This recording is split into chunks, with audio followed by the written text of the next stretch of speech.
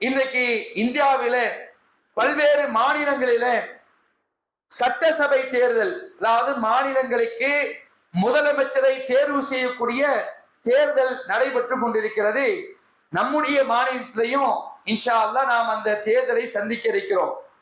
இந்த தேர்தலுடைய நோக்கம் என்ன? ஆட்சியாளரை தேர்ந்தெடுப்பது. இந்த ஆட்சியாளர்கள் குடிமக்களை எவ்வாறு வழிநடத்த வேண்டும், இவர்களுக்கு மிக பெரிய ஒரு படிப்பினை கண்மணி நாயகம் ஸல்லல்லாஹு அலைஹி வஸல்லம் அவர்கள்ட்ட இருக்கிறது.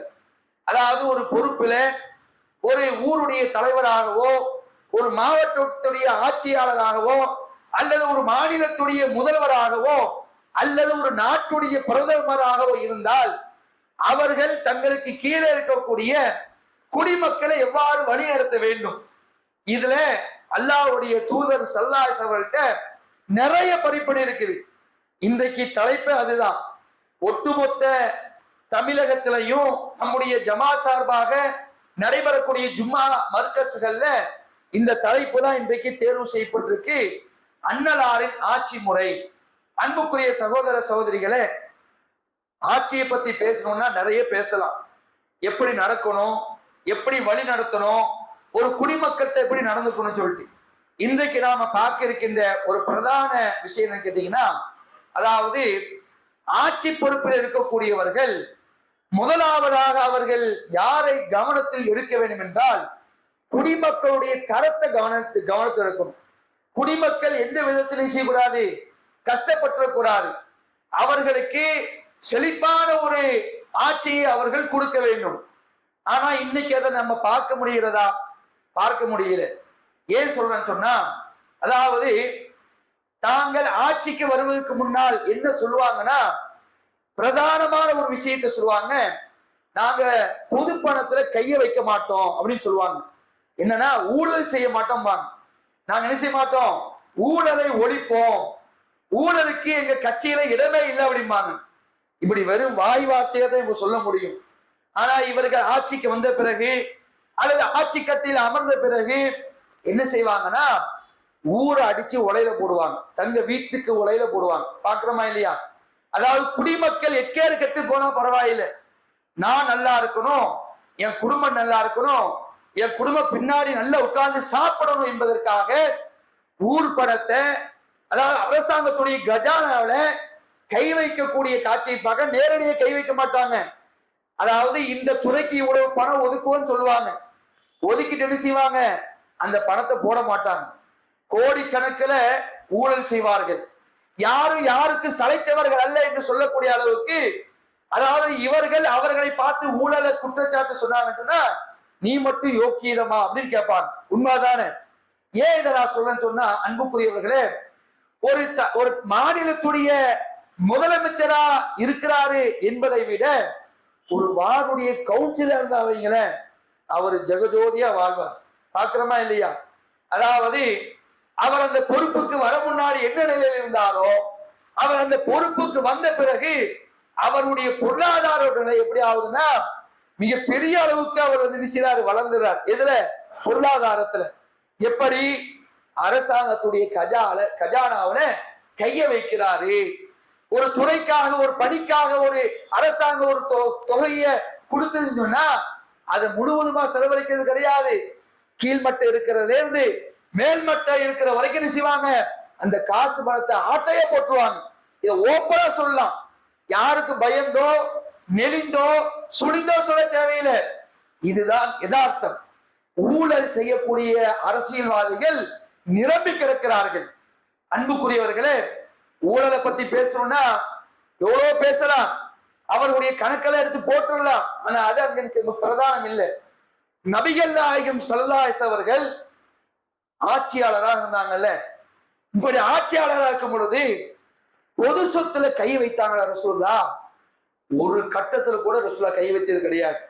அன்புக்குரிய சகோதர சகோதரிகளே, அதாவது அல்லாஹ் ரப்பல் ஆலமீன் இந்த நபிக்கு ஒரு பொதுவான சட்டத்தை அல்லாஹ் கொடுத்துட்டான். அதனால இன்னமும் கை வைக்கல அப்படி கிடையாது. ஆனாலும் ரசூலுல்லாஹி ஸல்லல்லாஹு அலைஹி அவர்கள் பொது சொத்துல எந்த விதத்திலுமே கை வைத்ததில்லை. பாருங்க, ஒரு முறை ரசூலுல்லாஹி ஸல்லல்லாஹு அலைஹி வஸல்லம் தெருவுல அப்படி போயிட்டு இருக்கிறாங்க. போயிட்டு இருக்கும் பொழுது கீழே பேரிச்ச மரம் கிடக்குது. கீழே பேரிச்ச மரம் கிடக்குது. அப்ப ரசூல்லா சொல்றாங்க, நான் ஒருவேளை அந்த பேரிச்சம்பழத்தை எடுத்து சாப்பிட்டு இருப்பேன். நான் ஏன் சாப்பிடல, ஏன் சாப்பிடலன்னு சொன்னா, இது அரசாங்கத்துடைய பொருளாதாரமா இருக்குமோ என்ற ஒரு பயம் மட்டும் என்கிட்ட இல்லைன்னு சொன்னா, ஆற்றால் ஒரு பேரிச்சம்பழங்க, பேரிச்சம்பழத்தை கூட ரசூல்லா செய்யல, கை வைக்கல. இது ஒரு சம்பவம்.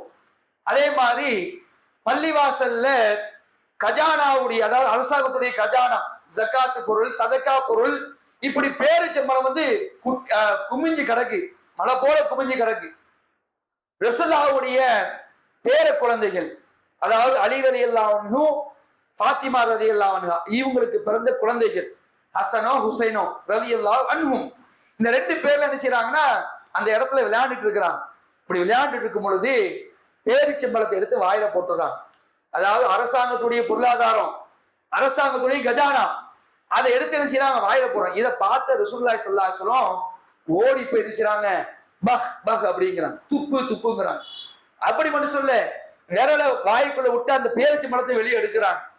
நாமளும் என்ன செய்வோம், சின்ன பிள்ளைதானே, சின்ன பிள்ளைதானே, அது தின்ன பிரச்சனை இல்லை அப்படின்னு நினைப்போம். சின்ன குழந்தைகள் தான்.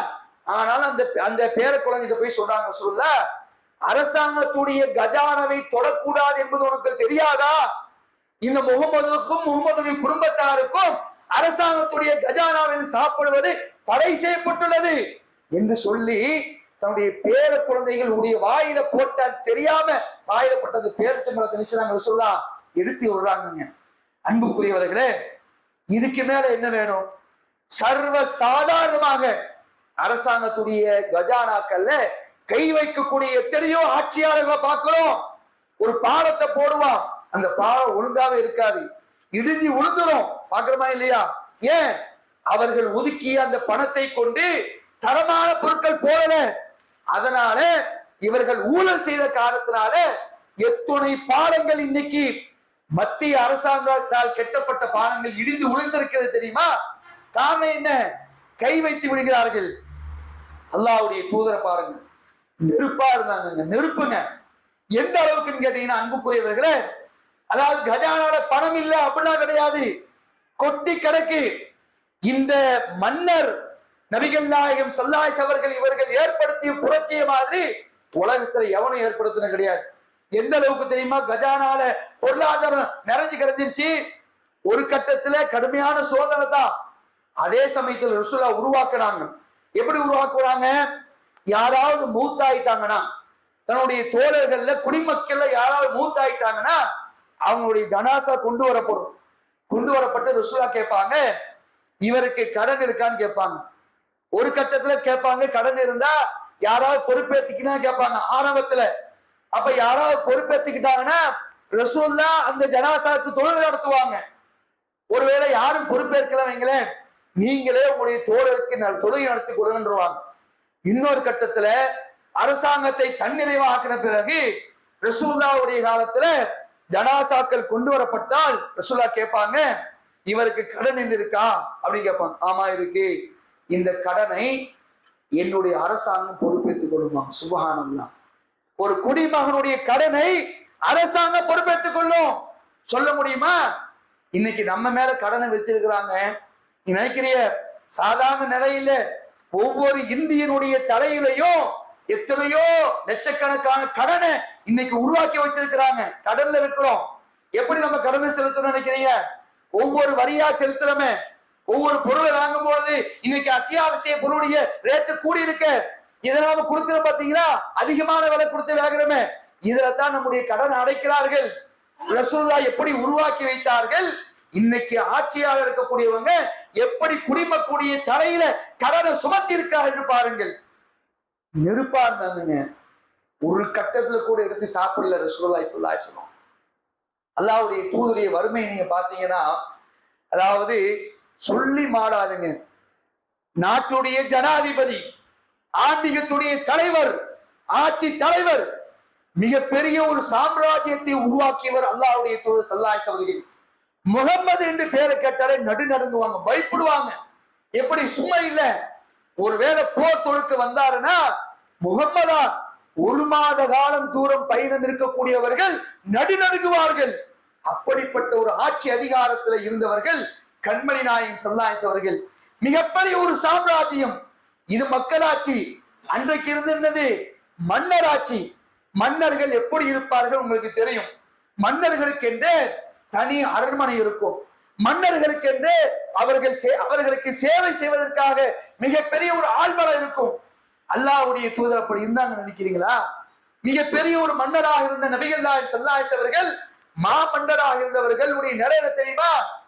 சாப்பிட்டு பல நாட்கள் அவங்க ரசூல்லா சாப்பிட்டு வயிறார சாப்பிட்டு, ரசூல்லா வயிறார சாப்பிட்டதே கிடையாது. வீட்டுல கொஞ்சம் கூட சாப்பாடு இருக்காது. இன்னைக்கு நாமெல்லாம் சுபஹ் தொழுதுட்டு முடிச்சுட்டு வீட்டுக்கு போகும்பொழுது நமக்கு கடியும் குடியும் ரெடியா இருக்கும், அப்படிதானே? கடியும் இருக்கும் குடியும் இருக்கும். அல்லாஹ்வுடைய தூதர் ஸல்லல்லாஹு அலைஹி அவர்கள் சுபஹ் தொழுது விட்டு வீட்டுக்கு போவாங்க. வீட்டுக்கு போனா மனைவிட்ட கேட்பாங்க, என்ன இருக்கு அப்படின்னு கேட்பாங்க. ஒண்ணுமே இல்லைன்றவாங்க. என்ன இருப்பாங்க? ஒண்ணுமே இல்லைங்க. அப்படி ஒண்ணும் இல்லையா? சரி, நான் இன்னைக்கு நோம்பு வச்சுக்கிறேன் அப்படின்றவாங்க. சுண்ணத்தான நமக்கு அப்படி வைக்கிறதுக்கு வாய்ப்பு இருக்கு. நான் நோம்பு வச்சுக்கிறேன். பசியை பார்த்தீங்களா? குடும்பத்துடைய பொருளாதார நிலையை பார்த்தீங்களா? அன்புக்குரியவர்களே, அல்லாஹ்வுடைய தூதர் ஸல்லல்லாஹு அலைஹி வஸல்லம் மனைவி சொல்றாங்க, ஆயிஷா ரலியல்லாஹு அன்ஹா, எப்படின்னு கேட்டீங்கன்னா, நபிகள் நாயகம் ஸல்லல்லாஹு அலைஹி அவர்கள் இறக்குற வரைக்கும், மௌத்தாகிற வரைக்கும் அவங்க மேசையில அமர்ந்து சாப்பிட்டதே கிடையாதுங்க. மேசையில உட்கார்ந்து நம்ம டைனிங் டேபிள் போட்டு சாப்பிடுறோமா இல்லையா? இது மாதிரியான மேசையில உட்கார்ந்து அல்லாஹ்வுடைய தூதர் அவர்கள் சாப்பிட்டது கிடையாது. அவங்க மௌத்தாகிற வரைக்கும் மிருதுவான ரொட்டியை சாப்பிட்டது இல்லை ரசூலுல்லாஹ். மௌத்தாகிற வரைக்கும் மிருதுவான ரொட்டியை அல்லாஹ்வுடைய தூதர் ஸல்லல்லாஹு அலைஹி அவர்கள் சாப்பிட்டதே கிடையாது. இன்னும் எந்த அளவுக்கு ஆயிஷா ரலியல்லாஹு அன்ஹா சொல்றாங்க, அதாவது நபிகள் நாயகம் ஸல்லல்லாஹு அலைஹி வஸல்லம் குடும்பத்தாராகிய நாங்கள் சமைப்பதற்காக அடுப்பில் நெருப்பு பற்ற வைக்காமலேயே ஒரு மாத காலம் கிடக்கும். ஒரு மாசம் எங்க வீட்டுல அடுப்பு எரிக்கப்பட்டிருக்க. யாரு? ஜனாதிபதி. யாரு? ஆட்சி தலைவர். யாரு? மா மன்னர். அவங்க வீட்டுல ஒரு மாசம் அடுப்பு எரியலைங்க சொல்றாங்க. நன்னைக்கு நம்ம வீட்டுல ஒரு நாள் எரியாம இருக்குமா? ஒரு நாள் எரியாம நம்முடைய நிலை என்ன ஆகும்? அடுப்பு எரியா, கேஸ் திண்டாட்டம் வந்துச்சா இல்லையா? என்னமோ கமர்சியலுக்கு பிரச்சனை, வீட்டு உபயோக கேஸுக்கு பிரச்சனை போயிட்டு இருக்கு. ஒருவேளை அந்த பிரச்சனை வந்தா நம்முடைய நிலை என்ன ஆகும்? எவ்வளவு கேர்ஃபுல்லா இருப்போம். யாராவது கேட்டா கொடுப்போமா? கொடுக்க மாட்டோம். ஏன் கொடுக்க மாட்டோம்? ஏன் வீட்டுக்கு வேணுமப்பா, எனக்கு வேணுமே, என் பிள்ளைங்க பார்க்கணுமே, நாங்க பட்டினி கிடந்துட கூடாது நினைப்போமா இல்லையா? மாமன்னர் வீட்டுல ஒரு மாத காலம் அடுப்பெரியாதாங்க. ஆயிஷா சொல்றாங்க, நாங்க ஒரு பிறையை பார்ப்போம், ஒரு பிறையை பார்ப்போம், இந்த வீட்டுல அடுப்பு எரிஞ்சிருக்காது. மறுபிறையும் பார்ப்போம், அப்பவும் அடுப்பு எரிஞ்சிருக்காது. மூணாவது பிறையும் பார்ப்போம், அப்பவும் அடுப்பு எரிஞ்சிருக்காது. இது பின்னாடி ரசூலுல்லாஹ் மனைவி ஆயிஷா சொல்றாங்க, பின்னாடி ரசூலுல்லாஹ் மௌத்துக்கு பிறகு சொல்றாங்க. அப்ப இந்த செய்தியை அறிவிக்கும் பொழுது தோழர் கேட்கிறாங்க, அன்னை அவர்களே, இப்ப என்னத்தை தான் சாப்பிட்டீங்க? என்னத்தை தான் சாப்பிட்டீங்க? அதான் எங்களுக்கு இருக்க பேரிச்ச மனமும் தண்ணியும், இதைத்தான் நாங்க சாப்பிடுவோம் என்று ஆயிஷா ரலியல்லாஹு சொல்றாங்க. அவர்கள் நினைத்தால் அரசாங்கத்துல கையை வச்சிருக்கலாம், ஒரு சல்லி பைசா கையை வைக்கிறாங்க.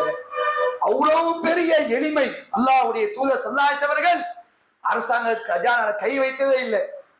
ஒரு முறை பார்க்கலாம், நீங்க செய்தியில பல்வேறு ஹதீஸ்கள் பதிவு செய்யப்பட்டிருக்கு. ஒரு முறை ரசூலுல்லாஹ் இரவு நேரத்துல, இரவு நேரத்துல வீட்டை விட்டு வெளியே வராங்க. ஏன் வீட்டை விட்டு வெளியே வராங்க? தூக்கம் வரல. தூக்கம் வராதனால வெளியே வர. ஏன் தூக்கம் வரல? பசி, கடுமையான பசி. பசியில ரசூலுல்லாஹ்க்கு தூக்கமே வரல. சரி, கொஞ்சம் போய் வெளியே நடமாடுவோம் என்று கண்மணி நாயகம் ஸல்லல்லாஹு அலைஹி வெளியே வராங்க. வெளியே வந்து அப்படி நடக்கிறாங்க. நடந்துட்டே வரும் பொழுது கொஞ்சம் தூரத்தை போய் பார்க்கறாங்க. அபூபக்கரும் நிக்கிறாங்க, உமரும் நிக்கிறாங்க. இந்த ரெண்டு பேரும் யாரு? மிகப்பெரிய ஜாம்பவான்கள். அபூபக்கரும் உமரும் சாதமே நினைக்காதீங்க, ரசூலுல்லாஹ்க்கு பின்னாடி மிகப்பெரிய ஒரு ஆட்சியை நிறுவியவர்கள்.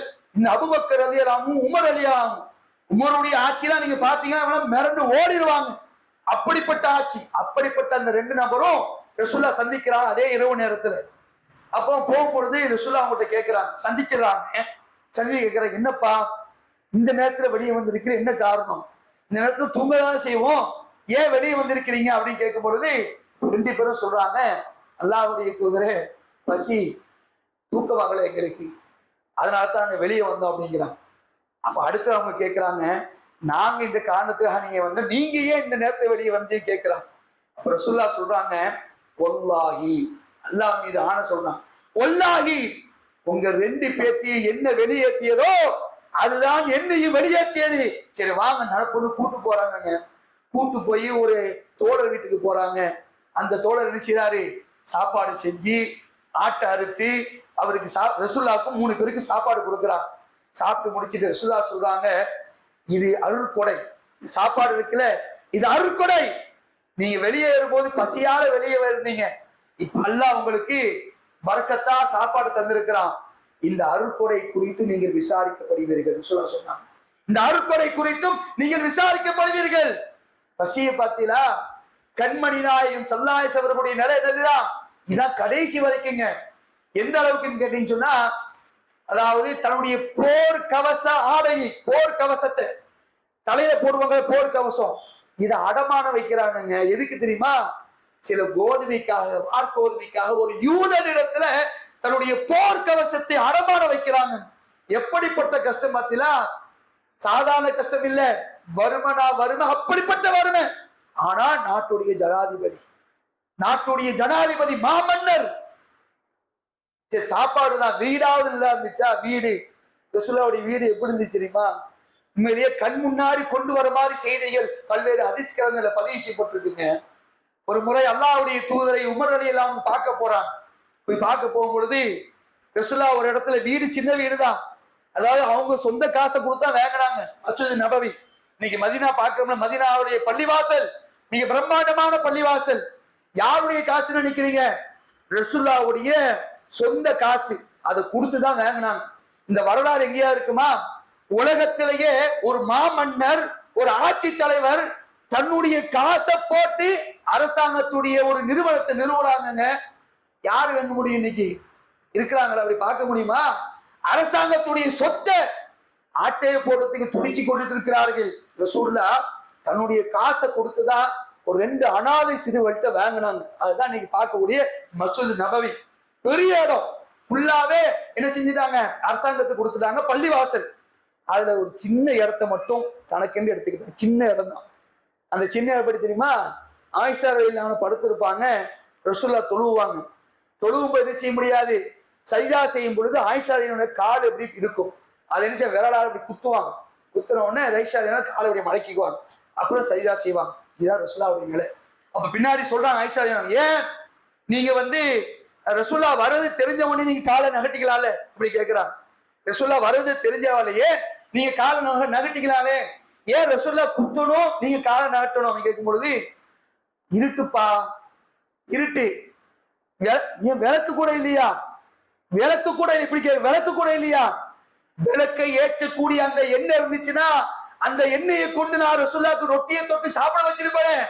எங்க வீட்டுல எண்ணெய் கூட இல்லைங்க. சுப்ஹானல்லாஹ், எப்படிப்பட்ட ஒரு நிலை பார்த்தீங்களா, மாமன்னர் வீட்டுல சிறிய ஏற்றி வைக்கக்கூடிய எண்ணெய் கூட இல்லைங்க. அவங்க சொல்றாங்க, எங்க வீட்டுல எண்ணெய் கூட இல்ல, இருட்டு, அதனால குத்துவாங்க, நாங்க நகன்றோம் அப்படின்னு. இதான் ரசூலுல்லாஹ்வுடைய நிலை. உமர் போய் பார்க்க போறாங்க. ரசூலுல்லாஹ் பேரிச்சம்பரத்துடைய நார்களால் பின்னப்பட்ட ஒரு கட்டில் அப்படி படுத்து கிடக்குறாங்க. ரசூலுல்லாஹ் தூங்கிதான் இருக்கிறாங்க. உமர் போய் பார்த்துட்டு தேம்பி தேம்பி அழுகுறாங்க. கண்ணீர் சராமரியா கொட்டுது, அழுகிட்டே இருக்கிறாங்க. இந்த அழுகிட்ட ரசூலுல்லாஹ் எழுப்புறாங்க, என்னப்பா உமரே ஏன் அழுகுறீங்க சொல்லும்போது உமர் சொல்றாங்க, அல்லாஹ்வுடைய தூதரே, கிஸ்ராவுடைய மன்னர், ரோம் நாட்டுடைய மன்னர் கைசர், கிஸ்ரா, ஹெர்குலஸ், இது போன்ற மன்னர்கள் எல்லாம் தங்களுக்கென்று ஒரு சிம்மாசனத்தை அமைச்சு வச்சிருக்கிறாங்க, தங்கத்தால் அமைச்சு வச்சிருக்கிறாங்க. அதே நேரத்துல நீங்களும் வாழ்றீங்க, அல்லாஹ்வுடைய தூதராடி நீங்கள் இந்த நாற்கட்டியில படுத்து இருக்கிறீங்க. ரசூலுல்லாஹ் ரொம்ப செக்கச்சவேண்டு இருப்பாங்க, வெள்ள வெள்ளையாட்டு இருப்பாங்க. படுத்ததுனால அந்த நாருடைய தடம்லாம் அப்படியே முதுகுல அப்படி பதிஞ்சிருக்கு. இதை பார்த்துட்டு அல்லாஹ்வுடைய தூதரே, நீங்க ஒரு வார்த்தை நீங்க சொல்லுங்க, உங்களுக்காக நான் என்ன பண்றேன், ஒரு பஞ்சு மெத்தை ஏற்பாடு செய்யறேன் அப்படிங்கிறாங்க. இவர் வந்துட்டு ரசூலுல்லாஹ் பார்க்க அந்த ரசூலுல்லாஹ்வுடைய அறையை பார்க்கறாங்க.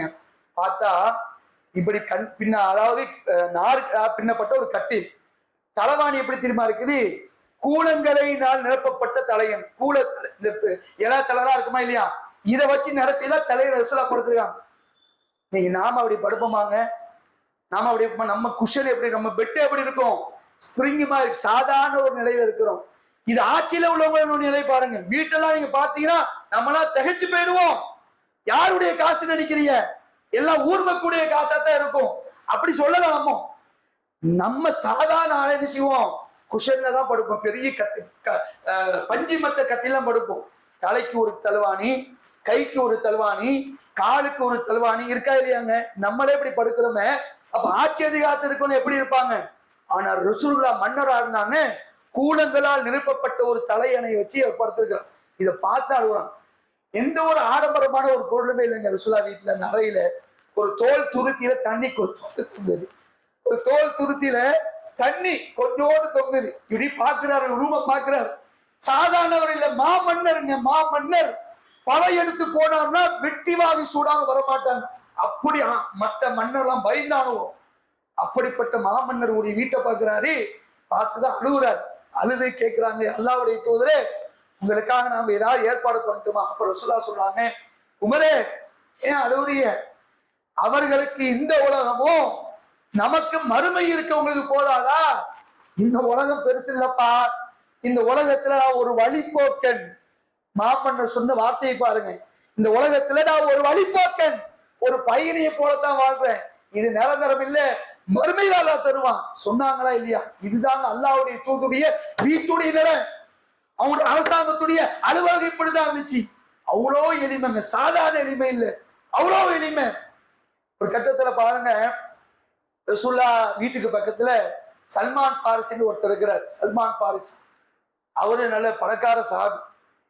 ரசூலுல்லாஹ் வீட்டுல இருக்கிறாங்க, ஆயிஷா வீட்டுல இருக்கிறாங்க. திடீர்னு ஒரு மனம் ஒண்ணு வருது. மனம் என்ன மனம்னா, சமைக்கிற மனம் வருது. ஆயிஷா இருந்தாங்க, அப்படி அந்த மனத்தை நுகர்றாங்க. நல்ல மனமா இருக்கு அப்படின்ட்டு. இங்க ஒண்ணு தேவலை, இந்த வீட்டுல ஒண்ணுமே இல்லை, அந்த வீட்டுல வெந்துட்டு இருக்குது, மனம் வருது. பாக்குறாங்க. ஆயிஷா சொல்றாங்க, பக்கத்துலதான் இருக்கிறாரு, இவர் தருவாரா அப்படின்னு நினைச்சாங்க. ஏதாவது தந்தா நல்லா இருக்குமே அப்படின்னு அந்த மனத்தை பார்த்து நினைக்கிறாங்க. அப்படி நினைச்சிட்டே இருக்கும்போது வந்துட்டாரு. நினைச்சிட்டே போது வந்துட்டாரு. சல்மான் பாரிஸ் வந்து, அல்லாஹ்வுடைய தூதரே, இன்னைக்கு எங்க வீட்டுல சரியான விருந்து, வாங்க வீட்டுக்கு வாங்க அப்படிங்கிறாங்க. ஆயிஷா என்ன பாக்குறாங்க, நம்மளையும் கூப்பிட மாட்டாரான்னு நினைக்கிறேன். ஆனா அவர் கூப்பிட்டது யாரு மட்டும்தான்? அல்லாஹ்வுடைய தூதர் மட்டும்தான். ரசூலுல்லாஹ் சொல்றாங்க, நான் மட்டும் வரமாட்டேன், என் மனைவி வருவாங்க. என் மனைவி வரட்டுமா? எப்படிப்பட்ட ஒரு பத்திலா அவர் போய் வீட்டுல போய் பார்த்துட்டு, நான் மட்டும் வந்தா நான் வரமாட்டேன், நான் வந்தா என் மனைவியோடு தான் வருவேன். சுப்ஹானல்லாஹ், இவ்வளவு ஒரு போய் பெரிய வரலாறு இது. இதான் ரசூலுல்லாஹ்வுடைய நிலை. ஆனா யாரு ஆட்சியில? எல்லாமே காசுலாம் இருந்துச்சு, பணம் இருந்துச்சு, எல்லாம் இருந்துச்சு. நெருப்பா இருந்தாங்க. தொடலன்னு சாப்பாடு சரி, அதே மாதிரி வறுமை, வீடும் சரி. சரி, நல்ல ட்ரெஸ்ஸாக போட்டிருந்தாங்களா? நல்ல ட்ரெஸ்ஸா இருக்கும், ஆனா வகையா உடுத்ததுலாம் கிடையாது. யாராவது வந்து நினைச்சுவாங்க, கொடுப்பாங்க, ட்ரெஸ்ஸை வந்து கொடுப்பாங்க, கொடுத்துட்டா போட்டுக்குவாங்க. ஒரு தடவை அதை கூட போட்டாங்க, போட்டா ரொம்ப ஜக ஜக ஜகன்னு இருந்துச்சான். ரசூலுல்லாஹ் சொல்றாங்க, இந்த ட்ரெஸ்ஸை போட்டு நான் தொழுதேன், ஆனா தொழுதா அது ரொம்ப பெரிய, ரொம்ப தொழுகை சிதறிக்கிறமா இருந்துச்சு. பார்த்தேன், ஆஹா இது வேணாம்னு சொல்லிட்டு ஒரு சாபி கொடுத்தேன். உடனே ஒரு சாபி போய் வாங்கிட்டாரு. ரசூலுல்லாஹ் போட்ட ட்ரெஸ்ல அவருக்கும் வாங்கிட்டாரு. ரசூலுல்லாஹ்க்கு இருந்து மொத்தம் 2 ஆடை தான். 2 ஆடை. நாட்டுடைய ஜனாதிபதி மாமன்னர் 2 ட்ரெஸ் தான் வச்சிருந்தாங்க. ஒண்ணு போடுவாங்க, அதை கிளீனா வச்சுக்குவாங்க, அடுத்தது போடுவாங்க, இப்படி போர்வை போட்டுக்குவாங்க. இதான் 2 ட்ரெஸ்ஸா வச்சிருந்தாங்க மொத்தமே. இன்னைக்கு நமக்கு அந்த நிலையா? சாதாரண நமக்கு 2 பீரோல் இருக்குங்க வீட்டுல. ஒவ்வொரு ஆளுக்கு 2 பீரோல் இருக்கும். அந்த பீரோல் நிறைய துணி இருக்கும்.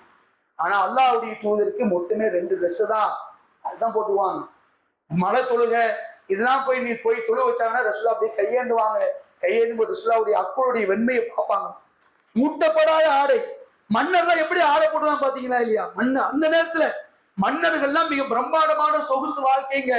அப்படி வாழ்வார்கள். அப்படி வாழ்ந்தவர்கள் மத்தியா தான் அல்லாஹ்வுடைய தூதர் அவர்கள் எளிமையை பறைசாற்றினார்கள். அரசாங்கத்துடைய கஜானால ஒரு சின்ன பொருள் கூட எடுக்கல. இவர்கள் தான் இன்னைக்கு ரோல் மாடலுங்க. ரசூலுல்லாஹ்ட்ட வேலை செஞ்சாருங்க ஒருத்தர். ரசூலுல்லாஹ்ட்ட ஒருத்தர் வேலை செஞ்சாரு. ஒரு சஹாபி தான், சின்ன பையனா இருந்தாரு, அனஸ் ரலியல்லாஹு அன்ஹு. ரசூலுல்லாஹ்வோடே இருப்பாங்களாம். இவர் பாப்பா ரசூல்லாவை, வயிறு ரசூல்லாக்கு ஒட்டி போயிருக்கும், வயிறு ஒட்டி போயிருக்குமா, ஒட்டி போய் பாப்பாரா ரசூல்லா சாப்பிடல போல, பசியில இருக்கிறாங்கன்னு சொல்லிட்டு வீட்டுக்கு போவாராம். அவருடைய இம்மா யாருன்னா உம்மு சுலைமுடைய மகன் தான் அனசுரையான். வீட்டுக்கு போயிட்டு இம்மாட்ட சொல்லுவாங்க, ரசூல்லா சாப்பிடாம வயிறெல்லாம் ஒட்டி போயிருக்கு, ஏதாவது இருக்கா நம்ம கொடுப்பாங்க. கொடுத்துட்டு கொண்டு வந்து ரசூல்லாட்ட கொடுப்பாங்க. வரலாற்று எங்கேயாவது பார்த்துட்டீங்களா? தன்னிடம் வேலை செய்யக்கூடிய பணியாள்கிட்ட சாப்பாட்டு வாங்கி சாப்பிட்ட ஒரு மன்னரை பார்க்க முடியுமாங்க? இதுதான் அல்லாஹ்வுடைய தூதருடைய நிலை. அந்த அளவுக்கு அல்லாஹ்வுடைய தூதரவர்கள் ஆட்சியாளவா இருந்தும் கூட எளிமையா வாழ்ந்தார்கள். அரசாங்கத்துடைய கஜானால கை வைத்ததே கிடையாது. இவர்கள் தான் இன்னைக்கு ஒட்டுமொத்த ஆட்சியாளருக்கு ரோல் மாடல். இவன் சொல்வானோ ரோல் மாடல் ஆட்சி, ரோல் மாடல் ஆட்சி. என்ன ரோல் மாடல் ஆட்சி?